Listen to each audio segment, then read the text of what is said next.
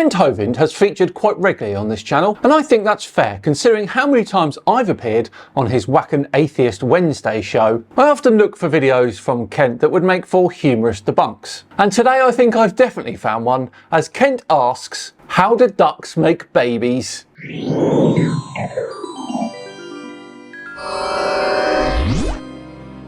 Hello all and welcome along to another episode of Tinfoil Tuesday with me, Simon Dan. Thank you very much for joining me. Before we begin today, a quick word from me about today's sponsor, Surfshark VPN. Surfshark is a VPN service that makes online privacy protection easy and attainable, encrypting all internet traffic sent to and from your devices and ensuring your IP address remains hidden to make sure no one can see what you do online. On top of that, they block ads, trackers, malwares and phishing attempts, and unlike other VPN services, you can use it on as many devices as you want simultaneously. I personally spend as much time online as I do sleeping, around 6 to 8 hours per day. The internet knows a hell of a lot about us, and it's why we should care about our online data. Use Surfshark to encrypt your personal information and send it via a secure VPN tunnel so no one can see it without your permission, which is great for protecting things like your ID. ID theft is an increasingly common and scary crime. Use Surfshark and its HackLock system to get alerts anytime your email address or password is compromised.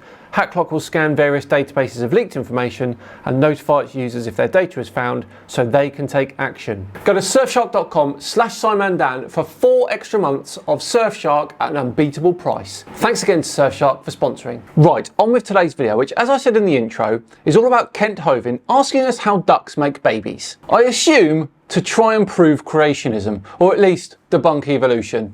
Let's see what he's got to say. Okay, I'm a duck. My creator made me. If you think I evolved from nothing for no reason, you're an idiot. God said, let the earth bring forth. He made all the creeping things he just made by speaking. But man, he created him by his hands, okay? Luckily, no scientist on Earth thinks that ducks came from nothing. Evolution isn't poof, something from nothing. It's observable changes over time. It doesn't say that ducks came from nothing any more than chemistry says that water came from nowhere. It's about the process. And by the way, calling people idiots doesn't make your argument any smarter. Tonight we're going to learn about an extremely common animal, the duck. 167 varieties of duck, and they probably had a common ancestor called a duck. Okay, Kent, yes, today's ducks probably did come from an ancient duck-like bird. But rewind far enough and our ancestors weren't ducks at all. They were feathered dinosaurs. Before that, reptiles, and before that, fish. If you accept that ducks have diversified into 167 separate species, then congratulations, you've accepted evolution. All you need to do is give it time and you'll get from birds to mammals. Okay. The duck DNA is incredible. We studied that a couple times on this program. Just the DNA, the deoxyribonucleic acid, the code to make the duck. That chromosome is so complex. Each cell in your body, in the human body, you have 46 of these chromosomes. If you took, except for the gametes, if you took a chromosome out and unwound it and untwisted it all the way out, it'd be 6 feet long. If you tied one person's chromosomes together, it would go across the solar system twice. And you think that happened by chance and nobody made it? Actually, Kent, no scientist thinks that DNA just happened by chance. That's a straw man so flimsy it would blow away in a breeze. Mutations are random, but natural selection, the process that refines life over billions of years, is very much not random. That's how we end up with DNA that works. As for the length, sure, DNA could stretch across the solar system. So could a roll of toilet paper. That doesn't mean that Andrex is divine. That's the code to make a baby. The duck has that amazing code in its chromosomes that tells it how to make the feathers, the beak, the heart, the muscles, everything in that code. And you really think it happened by chance? Some of you guys, you need help.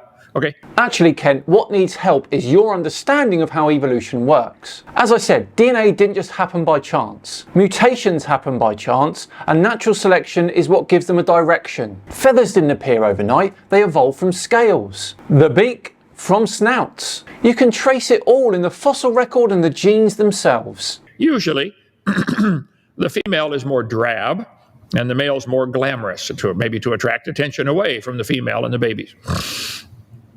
This guy said, last year, I was surprised to find my female mandarin duck was turning into a male. This is quite an article. BBC News, you ought to read this. The ducks, if they need to, can change sexes. And they don't change their pronouns, though, okay? You really are a not very nice human, are you, Kent? Awful joke. Even as a zoology graduate and someone who kept birds in an aviary since I was 10, I had absolutely no idea this could happen. So I started investigating. It turns out the way birds express their sex is a fiendishly complex matter. You can read all about that. Have you ever considered what ducks do have under there? The answer may surprise you. We don't usually think of birds as having a penis, but male ducks do. Most birds don't, okay? Yes, most birds don't have penises because evolution selected against them. But ducks kept theirs because they mate in water. It's not a mystery, it's biology. Kent then goes on to describe the duck mating process in some detail, like 10 to 12 minutes worth of detail, citing the male duck's corkscrew penis and everything, before asking his key question. All right, how did this evolve? Here we have an animal. How many ducks do we have down there? Billy, you feed them all the time. I feed them probably 30? There's 29. 29, okay. So we feed them all the time, and they are amazing creatures. How did this evolve? Not the duck itself, the blood flow to the feet, how did that evolve? And you guys, and this method of making babies. I would just like an answer. You guys just don't get it. You make up a story. Well, it must have happened because here it is. That's not science. That's a religious belief. Okay, Kent, you asked for it. Here we go. Hold on to your Hawaiian shirt. Sexual reproduction evolved in single-celled eukaryotes around 1 to 2 billion years ago. Combining genetic material from two individuals creates offspring with genetic variation, which is beneficial for surviving in changing environments. This basic process of merging genetic material is the foundation of all animal sexual reproduction, including ducks. Then around 400 million years ago, early fish and amphibians often used external fertilization methods. But as animals moved on to land, internal fertilization evolved. It protected gametes from drying out, allowed reproduction away from water, and led to the evolution of penises in many land animals. Then, after the dinosaurs, early birds likely inherited that internal fertilization from their reptilian ancestors. But then something interesting happened. Most modern bird species lost their penises. They no longer needed them for successful fertilization, and they would have benefited from lighter, more aerodynamic bodies. Ducks, geese and swans retain their penises though, because they mate in water, where the usual bird method alone can be insufficient. Now, in some duck species, males evolved long spiral-shaped penises, but females in turn evolved too, with complex maze-like reproductive tracts, with dead ends and twists and turns. This evolutionary arms race is a classic case of sexual conflict. Males evolved traits to increase fertilization success, and females evolved traits to regain control over which males fathered their offspring. The imperfect, bizarre, and sometimes brutal nature of duck reproduction is exactly what evolution predicts. Solutions shaped by environment, sexual selection, and arms races. Not by the hand of a perfect designer. If an intelligent designer made ducks, then they picked a very weird way to do it. I hope that helps, Kent, I really do. Kent then goes on to field some questions from the chat. This should be interesting. Spirit of nature. Is it a metaphor that God breathed life into first humans and he talked a lot? Why would God need to breathe? He doesn't have a physical body. Well, if God can do anything, then he could decide to do that if he wanted. Breathed into his nostrils, by the way, not the mouth. Interesting. The breath of life. So, don't know much more about that. Okay. So the answer is then he just wants to. Amazing. Let's see. You ever noticed in Norse mythology, Vikings worshiped the son of God with a hammer, Thor, just like Jesus had a hammer because he was a carpenter. Interesting. Never thought of that. You're Norwegian, brother, like I am. Have you ever? No. Never made a correlation with that. I don't know.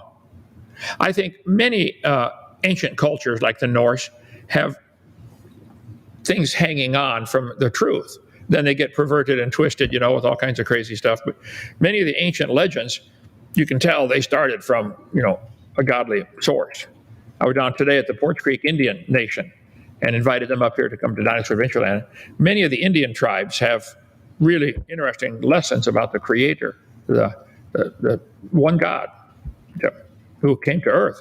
So that's another story. Interesting that Kent doesn't touch on how the mention of Norse gods predates the mention of a biblical god. Very interesting indeed. Let's see.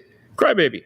In addition to feathers, fossil evidence also demonstrates that the birds and dinosaurs shared features with hollow bones, gastroliths and digestive system, nest building, and brooding behavior. That proves a relationship. Hollow bones, if an animal like a dinosaur is that big, they need hollow bones just to get rid of some of the weight. Plus, hollow can actually be stronger. Tubular steel is harder to bend than solid steel. So the honeycomb idea of bones really makes them stronger. You need to study some physics on that, crybaby. Actually, Kent, hollow bones evolved in small dinosaurs long before the big guys came along. And it wasn't just about weight, it was about breathing and movement. For example, they were part of an air sac breathing system still in use by birds today. I think that'll do for today now. A lovely place to end the video on making duck babies with Kent Hovind. Oh my word, that sounded awful. Sorry. Right, let's wrap this up though. Let me know in the comments below what you thought of Kent's video. As I say, we're all done and dusted for another Tinfoil Tuesday. Thanks so much for watching today. If you enjoyed it, please do consider subscribing to the channel to make sure you don't miss a daily video. And if you love this one in particular, a big thumbs up, be thankful too. Just enough time for another word from me about today's sponsor, Surfshark. Remember, go to surfshark.com/SimonDan for 4 extra months of Surfshark at an unbeatable price. I've been Simon Dan. Have yourselves a great day, and I'll see you tomorrow for debunking the Flat Earth documentary Scamtarctica Part 5. See you then.